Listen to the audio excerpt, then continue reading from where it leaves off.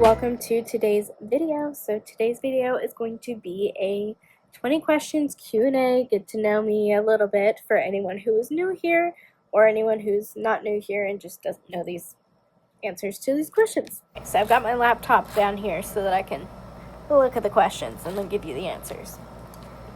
So, question number 1. What inspired you to start your YouTube channel? I really just kind of wanted to take everyone through my life. I love watching lifestyle content, seeing people who are in different states, not even like physical states of the United States, but different points in their life than I am. What equipment do you use to film and edit your videos? So, I typically film on my phone, which is what I'm doing right now. I have the iPhone 15 Pro. Yeah, iPhone 15 Pro. So that's typically what I'm filming on. On occasion, I'll film on my camera. I have a Sony AX6700. I don't know if that's exactly what the camera is called. Logan bought that camera. He bought it to be able to take a bunch of videos and photos of me for my graduation, and we just decided, you know what, we'll get a lens that I can film on. But it is kind of like big and bulky. It's not necessarily a vlogging camera, but you know, it's what I use.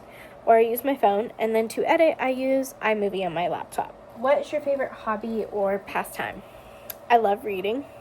As you can see, I love reading. There's lots of books on this bookshelf that you are currently resting on. Reading is like one of my favorite things to do. And if it's not that, I do like coloring. I love laying in bed and watching TV. Can you share a childhood memory that has stuck with you? I think just every Sunday was a good time. Growing up, we went to church every Sunday, and then we would either have my papa and nana come over for lunch after church on Sundays, or we would go out to lunch. And then, of course, when my nana died, it just became papa and my family. And then he died, and so did that tradition. But that was a great thing to experience for the first, 12 years of my life.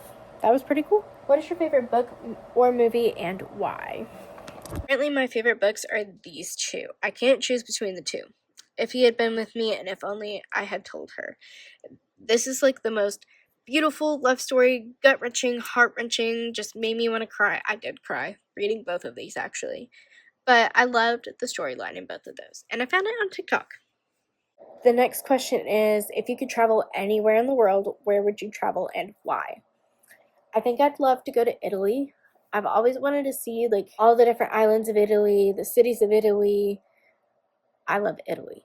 I love all the pictures. It just looks like such a beautiful, wholesome, romantic kind of place to be. And so I would love to go there with my husband one day. But right now we are broke, so we can't do that. What is something about you that might surprise people?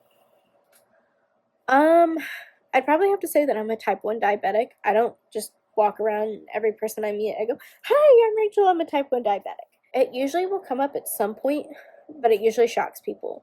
So you're like, "Oh my god, I wouldn't have known if you didn't tell me." And I'm like, well, you definitely would have known at some point, because if I'm wearing a t-shirt and it doesn't cover this, I've got the Dexcom, I'll usually have my Omnipod. There's usually some sort of beeping at some point because I'm always running out of insulin or Dexcom's going off. Things are happening. What is one thing on your bucket list that you hope to achieve someday? This is going to sound so stupid, but I want to be a mom. My husband and I have been married for 4 years now. We've been together for 6. We are 23. We're starting to think about having babies. What was a defining moment in my life or an experience that really shaped me? About 4 years ago, my parents got divorced, and through the beginning of the divorce, I really only had a relationship with my mom. I didn't really have a relationship with my dad. Then when my husband and I moved back here to Fort Worth, I decided I wanted to pursue a relationship with my father. And that didn't necessarily sit well with my mother. And I'm not going to go into detail, but my mother and I got in a rather large fight about 2 years ago, and we went no contact. And that was a really hard time in my life because I felt like I still needed my mom. She was my best friend growing up, but we kind of blurred the lines between mother and daughter and best friends, and we honestly took on this client therapist role where I was her therapist, and I just felt very compelled to be responsible for her happiness, which was not okay. And I could have stopped it, but I didn't know how. She could have stopped it, but I don't think she even realized that that was the roles we were taking on. But we got in a big fight, and we have been no contact since then. There's been here and there a little bit of contact, but for the most part, we don't talk. And she pretty much solidified that several months ago when she texted me saying I need closure. And I was like, well, I hope that you've gotten that, and that you're happy, because I sure am. And then she goes, yeah, I am very happy. Please don't contact me ever again. I was like, oh, okay. I was hoping I could say that, but I didn't. And she said it, and that's where we're at. What is your favorite season and why? Now to move into a happier subject here. My favorite season is fall. I love fall. I love it so much. I love the scents, and I love pumpkin spice everything. So I love the food. I love the scents. I just love changing of the seasons. Texas doesn't necessarily get all that cold, but fall is just kind of like you never know what you're going to get. Is it going to be 90 degrees? Is it going to be 40 degrees? Come upon all the holidays. Fall has Thanksgiving, fall has Halloween, and then you transition into Christmas. So it's my favorite. What is one piece of advice you would give to your younger self? Ooh, that one's heavy. I think it would be to not focus on what other people think about you.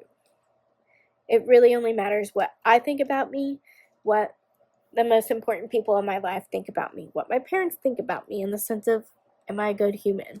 But not every little thing about, how I look or how I dress, whatever. And then what God thinks about you.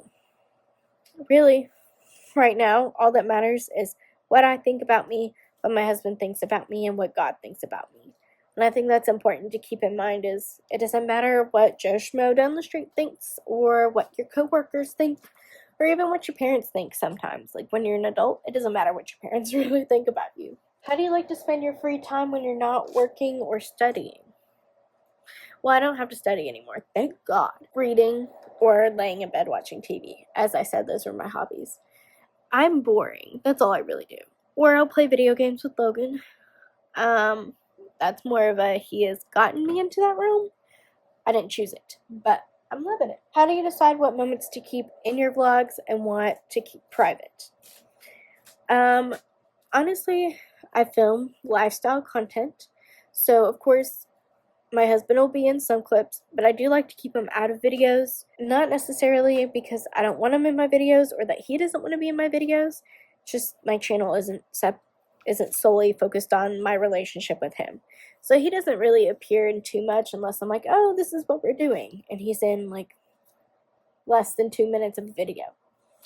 And then anything that has to do with my work, I don't want to publicize necessarily where I work. That is my career job. I'm not looking for people to know where I work or what I do necessarily, outside of like, okay, I work in HR. How do you handle filming in public spaces and balancing your vlog with respect to others' privacy? My answer to that is I really don't film in public. If I do, I'm typically in my car, or I'm like very discreetly filming. I don't have a large channel. I definitely don't think that's a common thing living in Texas for people to be like, let me pull out my vlog camera, or let me pull out my phone and film clips. So I'm very reserved when it comes to what I'm going to film in public. Most of my videos are going to be filmed in the context of me sitting in my car, and that honestly makes me uncomfortable if I'm vlogging and there's other people driving. How do you deal with negative comments or criticisms on your videos? I'm not gonna lie, I haven't really experienced too much negativity online. My channel hasn't really taken off. I don't get a whole lot of comments, and the few that I do get are mostly positive. I've gotten a couple negative comments, but they're never anything like towards me. It's more like, why is this video on my For You page? Of which I just delete the comment. I try not to respond to them because I don't need to feed negativity with negativity. If it has some sort of like constructive criticism to it, great. If not, I'm just gonna delete it. I don't need negativity in my life. That's why I don't talk to my mother. What is the weirdest dream you have ever had? This one makes me laugh. So I had a dream that I was at the museum I used to work at, the Texas Civil War Museum, and there were birds, like a bunch of like black birds in the museum everywhere. And I was like, what? Why is no one like talking about the birds? My coworkers were there, my boss was there, and I was like, Marcus, there are birds everywhere. There are birds flying. Birds are pooping on people. And he was like, okay, like, what do you want me to do about it? I'm like, get rid of the birds. I was freaking out because there were birds everywhere. I was walking around. Nobody cared about the birds. Customers were coming and complaining about the birds, but nobody else seemed to care. It was like not uncommon for birds to be in the museum, apparently, in the stream. I hated it.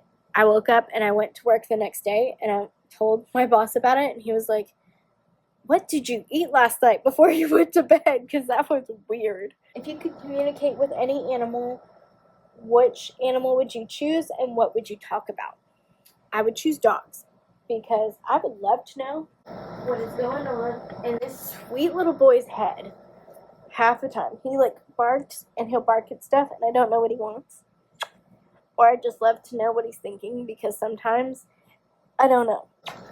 But I'd love to know what's going on in his head. If you could travel to any period in history, where would you go and what would you do? I like this question. I think I would love to go back to the Victorian era, like 1800s. I would love that. I love the fashion of that era.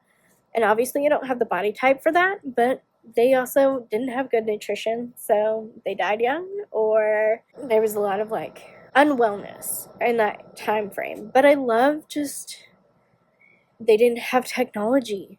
They didn't have, cell phones or TV. You had to go outside and play outside. The women stayed in the home and cooked and did all these things, which honestly I would love to do. So I would love to be married and have kids and have a husband and live in that time frame and dress that way, and just, I don't know, it appeals to me. Would you rather have the ability to fly but only at walking speed, or teleport but only to places you have been before? Ooh, I think I'd like to teleport because honestly I don't like commuting to work. I don't like commuting home. I don't like having to drive to go to the store if I want something. And most of the places I go I've been before, so that would be a good one. I would like to teleport to places I have been before. And the last question. What is the most embarrassing thing you've ever said to someone you liked? Oh God. My first boyfriend, his name was Josh. He was my first kiss, and we were at a football game, and he didn't normally go to the football games. He was at this football game. We were talking, and I had to go find my sister, and my dad was there to pick us up or whatever. And he goes, oh, well, can I kiss you? And I was like, I didn't know how to respond. And I was like, I'm sorry, I really have to go. And I ran out. And then the next day at school, next time we were at school together, we would normally meet up before we'd go our separate ways and go home. So I go, oh, I have a surprise for you. And I'm like, oh, close your eyes. And I'm like trying to get on my tiptoes, trying to kiss him. And he was just like, what the heck? And so we kissed. That was very embarrassing because I could have just been like, oh yeah, quick peck. But I didn't know. So I hope you enjoyed this video. I hope that it gave you a little extra knowledge on who I am and what I've done in my life, what my hobbies are. And I will see you in the next video. Bye.